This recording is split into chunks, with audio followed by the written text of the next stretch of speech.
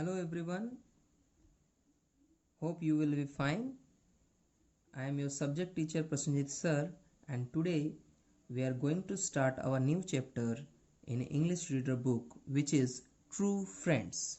Before we start, as we do always, give a classwork date over here, which is 3rd of July 3/7, right? Now we will start this chapter. So the chapter starts with the two friends named Sukhiram and Dukhiram. Now I am reading from here.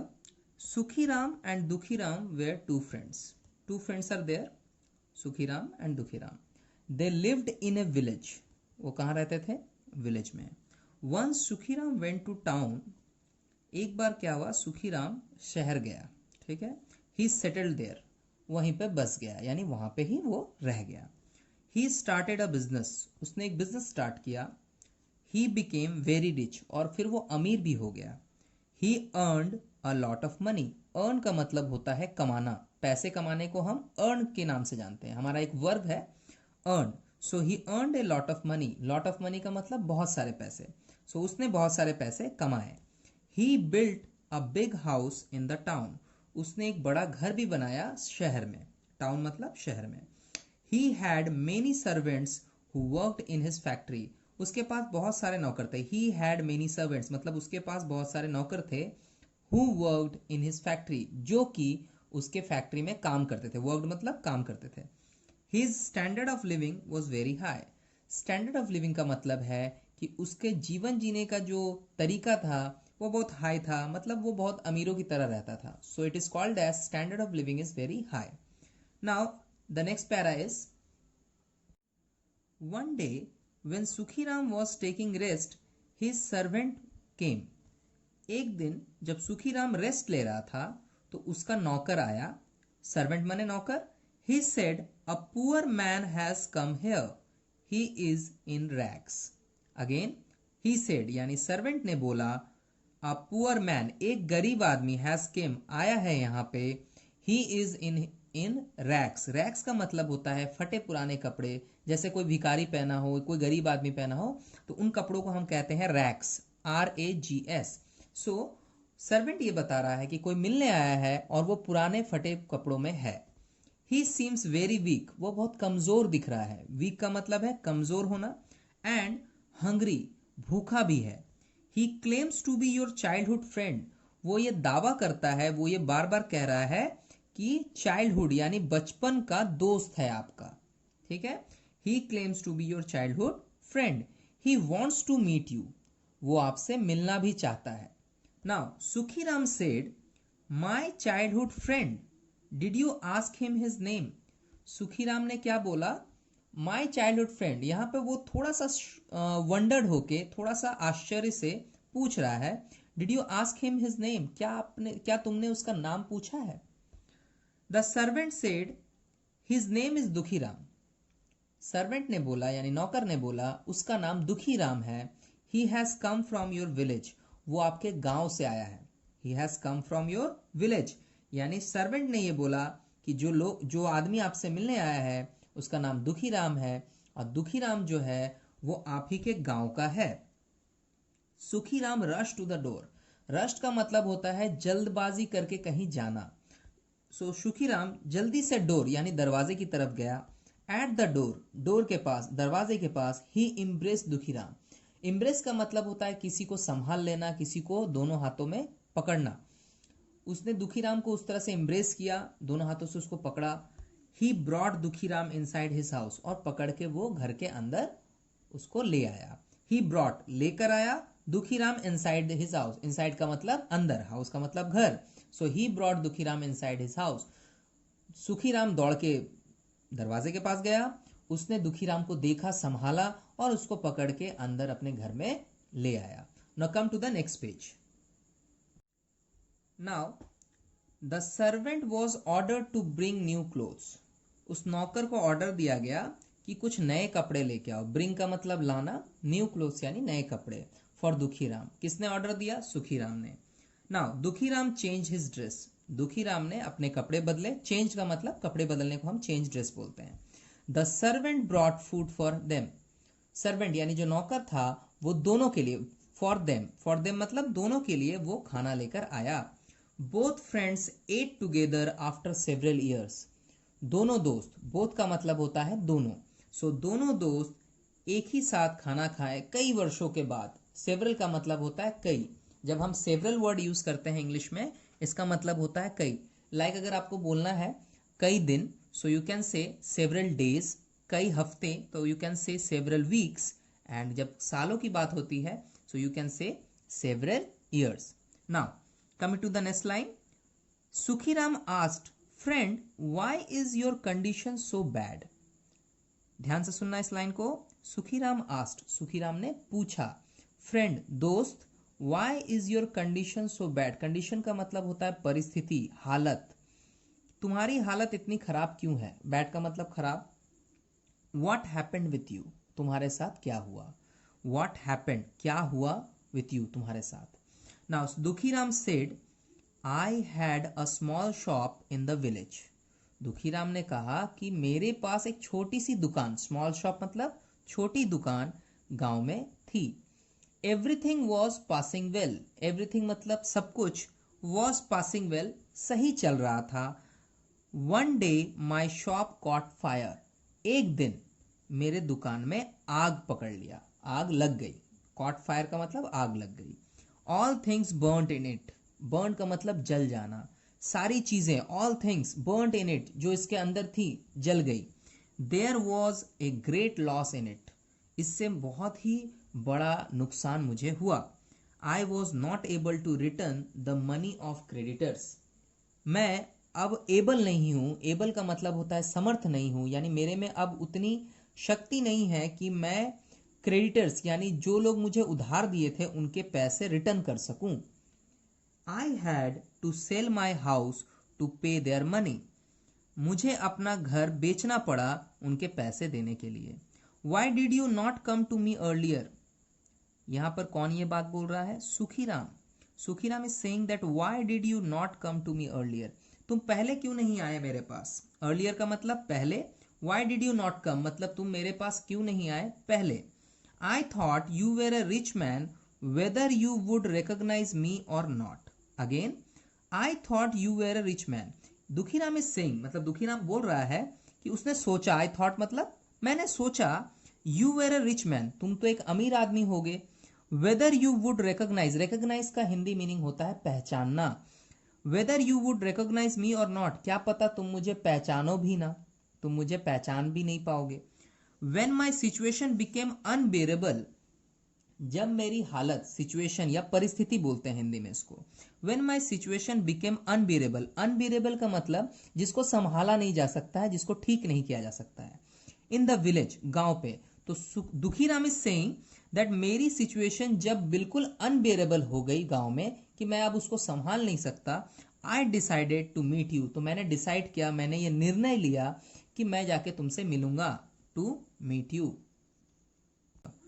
Here Sukhiram console his friend, console का मतलब होता है सांत्वना देना, दिलासा देना। सुखीराम ने उसको कंसोल किया। डोंट वरी, चिंता मत करो। डोंट वरी का मतलब चिंता मत करो। From today you will live with me, आज से तुम मेरे साथ रहोगे। From today you will live with me, तुम मेरे साथ रहोगे। I shall provide you all facilities, I shall provide you all facilities मतलब मैं प्रोवाइड, प्रोवाइड का मीनिंग मैं पहले भी बता चुका हूं। प्रोवाइड का मीनिंग हिंदी में होता है किसी को कुछ देना, है ना। So I shall provide, Sukhiram is saying that he will provide all facilities to his friend Dukhiram, right? So you will assist me in my business, तुम मेरी मदद करोगे। असिस्ट करना मतलब मदद करना मेरे काम काज यानी बिजनेस में। Both will distribute the profit, और दोनों लोग प्रॉफिट को बांट लेंगे, जो भी उसमें से हम कमाएंगे, जो भी मुनाफा होगा, जो भी लाभ होगा, वो हम लोग बांट लेंगे। डिस्ट्रीब्यूट करना मतलब बांटना, प्रॉफिट मतलब लाभ या फिर मुनाफा। Now Dukhiram started working with his friend, Dukhiram ने क्या किया? काम स्टार्ट किया अपने दोस्त के साथ। स्टार्टेड वर्किंग, काम करना शुरू किया उस दोस्त के साथ, सुखीराम के साथ। He worked hard day and night, he worked hard मतलब उसने बहुत मेहनत से काम किया, डे एंड नाइट मतलब दिन रात करके। Now coming to the next page, page number 4040. Sukhiram's relatives did not like it. Sukhiram के जो रिलेटिव थे, यानी जो रिश्तेदार थे या जो उसके साथ रहते होंगे, उनको ये बात पसंद नहीं आई. डिड नॉट लाइक इट का मतलब उनको ये पसंद नहीं आया. One of the relatives went to Sukhiram and said. उसमें से एक रिलेटिव सुखीराम के पास गया. देखिए फिर से पढ़िए. वन ऑफ द रिलेटिव मतलब उसमें से कोई एक, उनके रिश्तेदारों में बहुत सारे होंगे, उनमें से कोई एक वेंट टू सुखीराम, सुखीराम के पास गया एंड सेड कहा, दुखीराम में bring bad luck for you. Dukhiram की वजह से तुम्हारे जिंदगी में बैड लक आ सकता है, यानी खराब समय आ सकता है. His bad luck will cast a shadow over your good life. उसका जो काला छाया है, काली छाया है, या उसका जो बैड लक है जिसकी वजह से उसको बहुत नुकसान हुआ है, उसी की छाया तुम्हारे अच्छे जीवन पर यानी गुड लाइफ पर पड़ सकती है. If he is your childhood friend you should give him some money. अगर वो तुम्हारे बचपन का दोस्त है, if he is your, if का मतलब अगर. जब हम कोई बात हिंदी में बोलते हैं तो हम ऐसा बोल सकते हैं अगर ये काम हुआ होता तो जब हम ये हिंदी में बोलते हैं अगर, तो इंग्लिश में उसको हम इफ से डिनोट करते हैं, if. So if he is your childhood friend, the relative is saying that if he is your childhood friend, मगर अगर, सॉरी वो बोल रहा है कि अगर वो तुम्हारा बचपन का दोस्त है, you should give him some money and send him back to village. तुम उसे कुछ पैसे दे सकते हो और उसे गांव वापस भेज देना चाहिए. It is not good for you to allow him to live here. ये अच्छा नहीं है कि तुम उसको अपने साथ रखो. It is not good for you, ये तुम्हारे लिए अच्छा नहीं है. टू अलाउ हिम, तुम उसे अलाउ करो, परमिट करो, टू लिव हियर, यहाँ पे वो रहे. Now again, Sukhiram was a true friend. As the story says, it is a story about true friends Sukhiram and Dukhiram. So it is said again that Sukhiram was a true friend. Sukhiram बहुत अच्छा दोस्त था. That's why he helped Dukhiram. No, so he did not pay attention to his relatives' advice. उसने relative की advice पे, relative ने जो कहा उस बात पे ध्यान नहीं दिया क्योंकि वो एक बहुत अच्छा दोस्त था. Right now again, due to Dukhiram's honest and hard work the business flourished much. Due to Dukhiram's honest and hard work, Dukhiram के ईमानदारी से और मेहनत से काम करने की वजह से द बिजनेस फ्लरिश्ड. फ्लरिश का मतलब होता है फलना फूलना या किसी चीज का बहुत बड़ा होना. सो बिजनेस उसका बढ़ गया, बिजनेस और अच्छा चलने लगा. The business expanded to other towns, उसका बिजनेस और भी कई शहरों में फैला. एक्सपैंडेड मतलब बिजनेस को आगे बढ़ाना या बिजनेस को बड़ा करना.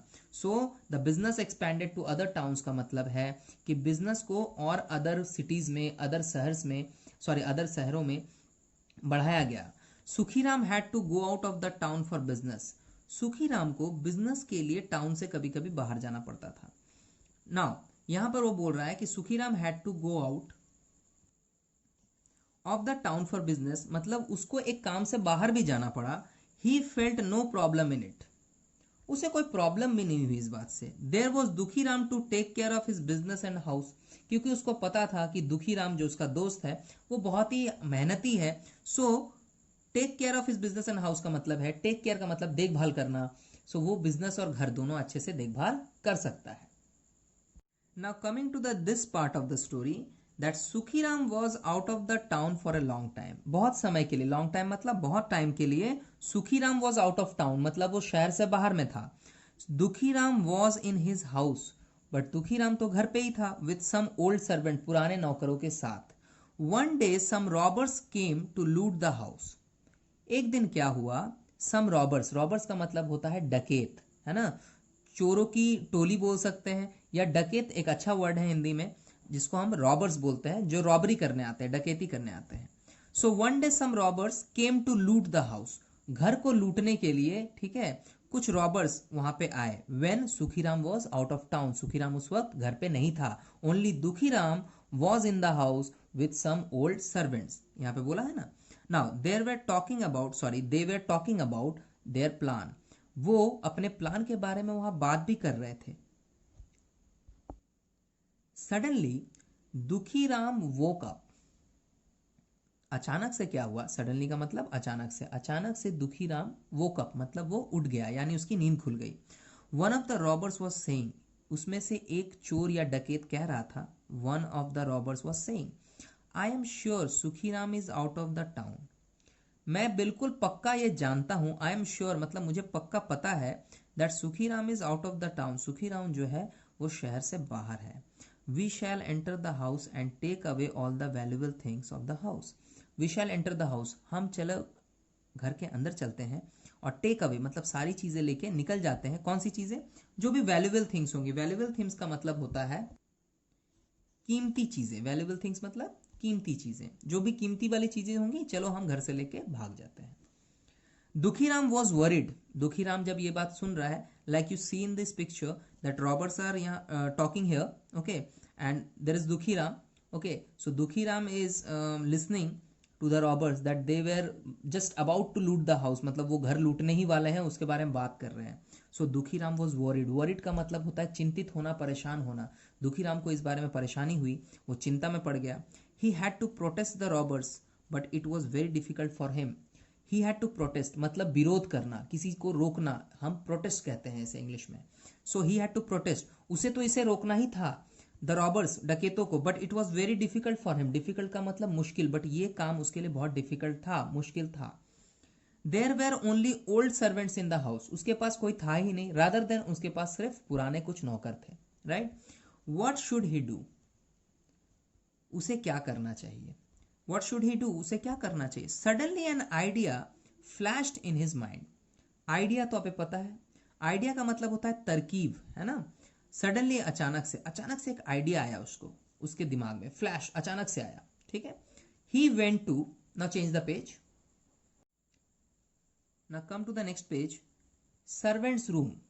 I have already read that he went to, so he went to servant's room. Servant's room मतलब वो नौकरों के कमरे में गया। He awakened the servants. Awakened का मतलब होता है जगाना। कोई अगर सो रहा हो, अगर आप उसको जगाओगे तो you can say awake. So यहाँ पे awakened का मतलब है जगाया। He awakened the servants. उसने नौकरों को जगाया। He brought some musical instruments. वो कुछ म्यूजिकल इंस्ट्रूमेंट्स, यानी जिनसे आप म्यूजिक बजाते हो, लाइक तबला, हारमोनियम, इस टाइप के जो म्यूजिकल इंस्ट्रूमेंट्स होते हैं, उनको वो लेके आए। Dukhiram told them to play the musical instruments within some minutes. Dukhiram ने ये कहा कि एक काम करो, ये सारे जो म्यूजिकल इंस्ट्रूमेंट्स हैं, मतलब जो भी आप संगीत के जो भी आप यंत्र देख रहे हो, सबको बजाना शुरू करो कुछ मिनट्स में, within some minutes. There was loud sound of music in the house. कुछ मिनट में वहाँ पे उस घर पे बहुत ज़्यादा शोर, यानी लाउड साउंड, यानी बहुत ज़ोर ज़ोर से शोर सुनाई देने लगा। The robbers heard the sound of loud music. Robbers यानी जो डकैती करने आए थे, उन्होंने हर्ड मतलब सुना, वो साउंड जो बहुत जोर जोर से म्यूजिक का आ रहा था। They thought that music concert was going on. उनको लगा या उन्होंने सोचा, दे थॉट का मतलब उन्होंने सोचा, सो उन्होंने सोचा कि कोई म्यूजिक कॉन्सर्ट यानी कोई संगीत का प्रोग्राम चल रहा है, वॉज गोइंग ऑन।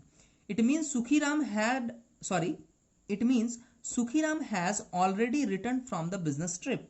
इसका मतलब ये है, इट मीन्स मतलब इसका मतलब ये है, जब हम हिंदी में ऐसे बोलेंगे ना, इसका मतलब ये है, तो in English it says like this, it means Sukhiram has already return from business trip. उनको ये लगा कि इतनी ध्वनि हो रही है, इतना अच्छा म्यूजिक बज रहा है, सो लगता है सुखीराम वापस आ गया है। फ्रॉम बिजनेस ट्रिप मतलब अपने बिजनेस के काम से जो बाहर गया था वो वापस आ गया है। There must be music programme for him and his friend. So उसके दोस्तों के लिए और उसके लिए म्यूजिक का प्रोग्राम चल रहा है, obviously. Many people are present in the house. उन्हें यह भी लगा कि बहुत लोग होंगे अभी घर पे, क्योंकि इतना अच्छा म्यूजिक बज रहा है तो कुछ लोग तो होंगे ही घर पे। Many people are present in the house, उन्होंने ये भी सोचा। In this condition it is not possible for them to loot the house. अब इस परिस्थिति में, इस सिचुएशन में उनके लिए पॉसिबल नहीं था, संभव नहीं था टू लूट द हाउस, ताकि वो घर को लूट सके। दे मे बी कॉट, उन्हें पकड़ा जाता और जेल भेज दिया जाता, send to jail. They fled away from there. Fled away का मतलब होता है वो वहां से भाग गए। So it is the last part of the story. After some time, Dukhiram went to the roof. थोड़ी देर बाद क्या हुआ, दुखीराम छत पे गया। रूफ का मतलब छत पे। The robbers were seen now here. वहां से वो उन डकैत को देख पा रहा था। When Sukhiram returned, his servants told him about the plan of Dukhiram. Sukhiram जब रिटर्न आया, Sukhiram was out of the town ना, सो सुखीराम जब रिटर्न आया तो हिज सर्वेंट मतलब उसके नौकर, उन्होंने बताया कि दुखीराम ने किस तरह से प्लान किया था। Sukhiram was very proud to find such a true friend. So यहाँ पर इन रिटर्न मतलब बदले में सुखी राम को भी दुखी राम के रूप में एक अच्छा और ट्रू फ्रेंड मिला. So the story is about the true friends Dukhi Ram and Sukhi Ram, and the story says that true friendship is above all. True friendship सबसे ऊपर है. As relatives जब आके सुखी राम को बोल भी रहे थे तो भी सुखी राम ने उन पर ध्यान नहीं दिया. उन्हें लगा कि नहीं, दुखी राम मेरा अच्छा दोस्त है, वो मुसीबत में है. So the moral of the story says that friendship should be true, or in the problem, in the trouble, we should help our friends. Okay, true friends. So the bond, the friendship will go further and further for lifelong. So this is the end of the story, my dear students. You should read the story 1 or 2 times so you can get the meaning of the story very well. I will now discuss the word meaning of the stories. Here are the word meanings which is just below of the story end. Settled. The first word is settled. Settled meaning is lived permanently. मतलब कहीं पे आप अगर बस जाओ और वहीं रह जाओ तो उसको हम बोलेंगे I am settled there. So Sukhi Ram went to the town and settled there. So वो वहां पे परमानेंटली रहने लग गया था और उसने बिजनेस किया, वो अमीर बना. लाइकवाइज सो सेटल्ड का मतलब है कहीं पे बस जाना, कहीं पे हमेशा के लिए रह जाना. Next word is rags. As I said, when Dukhi Ram came to the house he was in rag and the servant just told Sukhiram that someone came here to see you and he is in rags. rags का मतलब होता है पुराने फटे पुराने कपड़े. Like जो भिखारियों को कभी आप देखे होंगे तो वो लोग पुराने फटे कपड़े पहनते हैं, उनको हम रैक्स बोलते हैं. रैक्स का मतलब है old and tone clothes. So old मतलब पुराना, टोन मतलब आपका फटा हुआ, क्लोथ माने कपड़ा.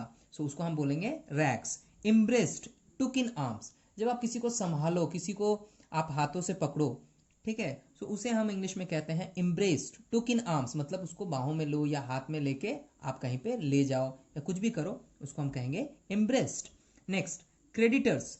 क्रेडिटर्स का मतलब होता है वो लोग जिनसे हम पैसे उधार लेते हैं. इनको हम एक और लैंग्वेज में कहते हैं मनी लेंडर्स, जो आपको उधार देते हैं. यानी मनी का मतलब पैसा, लेंडर्स का मतलब वो लोग जो पैसे उधार दे रहे हैं. लेंडिंग करने का मतलब होता है उधार देना. So money lenders are called as creditor. Again recognise, मैंने बताया है रिकॉग्नाइज का मतलब होता है पहचाना जाना या पहचानना. सो टू नो, टू एक्नॉलेज. जब आप किसी को देखो और पहचानो तो वहां पे आप इंग्लिश में एक वर्ड यूज करते हैं recognise. I am recognising him, मैं उसे पहचान रहा हूं. आई डिड नॉट रिकॉग्नाइज, मैं उसे नहीं पहचानता हूं. So recognise word used here as to know someone. आप किसी को जानते हो तो आप बोलोगे I recognises him, right. So again expanded.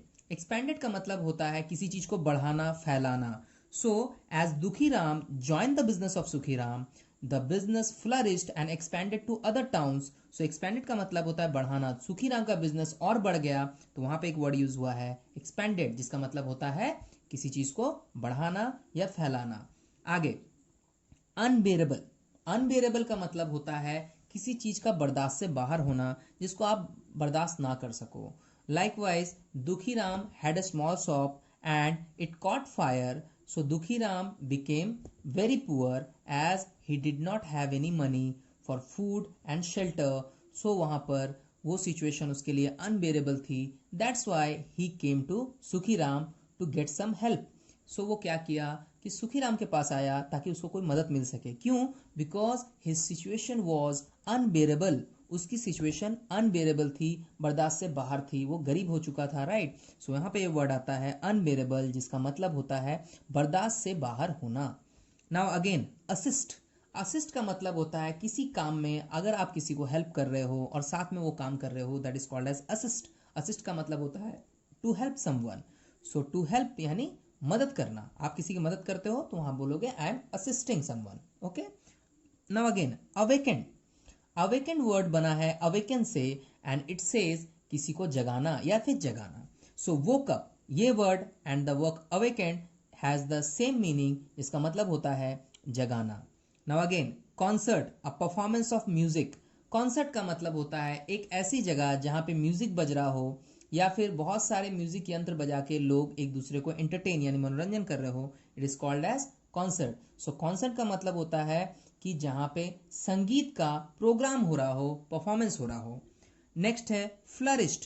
Flourished का मतलब है किसी चीज का फलना फूलना या किसी चीज का और अच्छा हो जाना. So it is called as thrived. In Hindi we can say फलना फूलना, यानी when Dukhiram joined the business of Sukhiram, he worked so hard with honesty, and the business of Sukhiram flourished and expanded to other towns. So वहाँ पे एक word use हुआ है flourished. Flourished का मतलब है कि उसका बिजनेस और भी बढ़ा और भी फला फूला दुखीराम के हार्डवर्क और ऑनेस्टी की वजह से.